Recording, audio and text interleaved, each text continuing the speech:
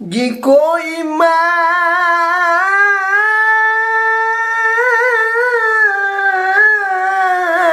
kurang didandong,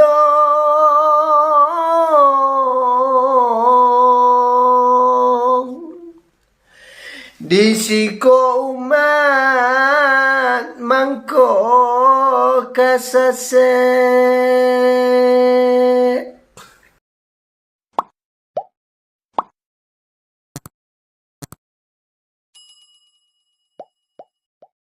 Assalamualaikum dosanakku dimanapun berada. Semoga hari ini dilancarkan segala aktivitasnya oleh Allah Subhanahu wa Ta'ala.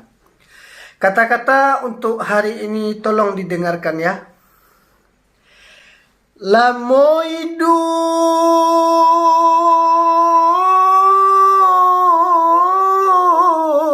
banyak dirasa,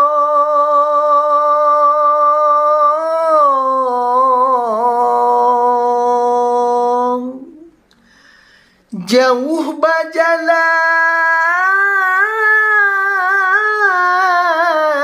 banyak dilihat.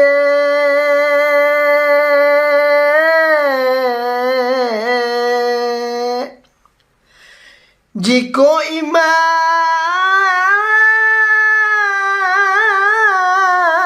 kurang didandong,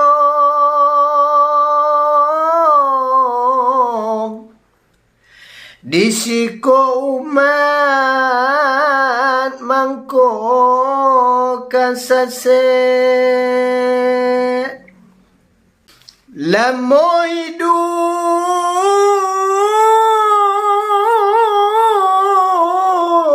banyak dirasa,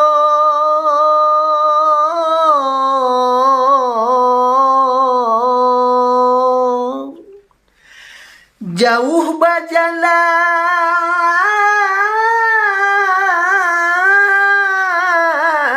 banyak dilihat.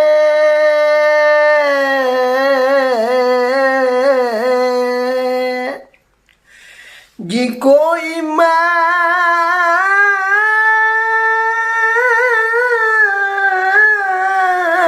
kurang didandong,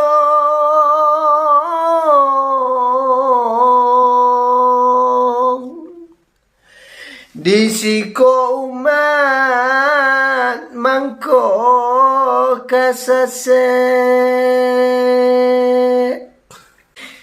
Jika iman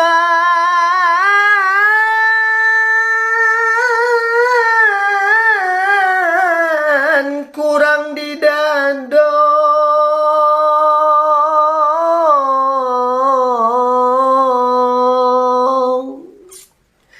disiko umat mangko kasase. Hoi